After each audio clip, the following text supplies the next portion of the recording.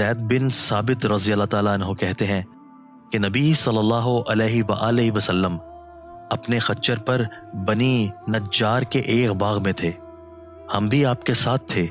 اچانک خچر بھٹک گیا، قریب تھا کہ آپ کو گرا دیتا۔ 6، 5 یا 4 قبریں تھیں۔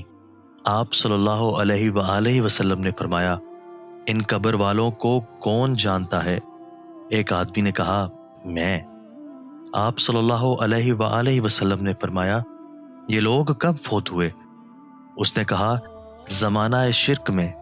آپ صلی اللہ علیہ وآلہ وسلم نے فرمایا، یہ امت اپنی قبروں میں آزمائی جائے گی۔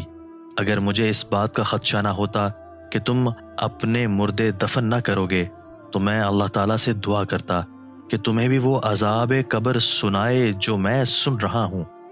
زید نے کہا، پھر آپ ہماری طرف متوجہ ہو گئے اور کہنے لگے، آگ کے عذاب سے اللہ کی پناہ مانگو۔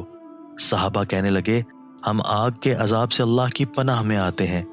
آپ نے فرمایا، قبر کے عذاب سے اللہ کی پناہ مانگو۔ صحابہ نے کہا، ہم قبر کے عذاب سے اللہ کی پناہ میں آتے ہیں۔ آپ نے فرمایا، ظاہری اور باطنی فتنوں سے اللہ کی پناہ مانگو۔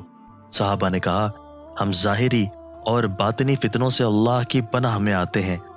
آپ صلی اللہ علیہ وآلہ وسلم نے فرمایا، دجال کے فتنے سے اللہ کی پناہ مانگو۔ صحابہ نے کہا، ہم دجال کے فتنے سے اللہ کی پناہ میں آتے ہیں۔ حضرت ابو سعید خدری رضی اللہ تعالیٰ عنہ کہتے ہیں کہ میں نبی صلی اللہ علیہ وآلہ وسلم کے پاس آیا، آپ بخار میں تپ رہے تھے۔ میں نے اپنا ہاتھ آپ پر رکھا تو لحاف کے اوپر سے بخار کی حرارت محسوس کی۔ میں نے کہا، اے اللہ کے رسول صلی اللہ علیہ وآلہ وسلم، یہ کتنا شدید ہے؟ آپ صلی اللہ علیہ وآلہ وسلم نے فرمایا، ہمیں تکلیف بھی دگنی دی جاتی ہے اور اجر بھی دگنا دیا جاتا ہے۔ میں نے کہا، اے اللہ کے رسول صلی اللہ علیہ وآلہ وسلم، لوگوں میں سب سے زیادہ آزمائشیں کس پر آتی ہیں؟ آپ نے فرمایا، انبیاء علیہ السلام پر، پھر نیک لوگوں پر۔